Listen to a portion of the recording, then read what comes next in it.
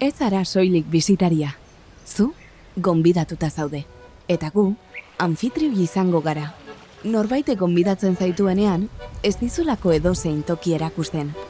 Ate bat irekitzen dizu, bere etxearen parte bilakatzen zaitu.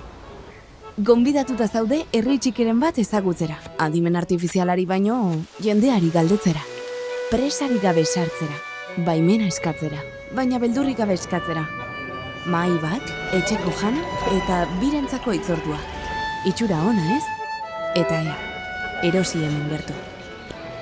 Igo mendira, eta agurtu, baina jeitsi guztia zegoen bezala utzita. Sartu museo edo tailerren batera. Galdetu zer egiten den, nork egiten duen, egizu euskaraz.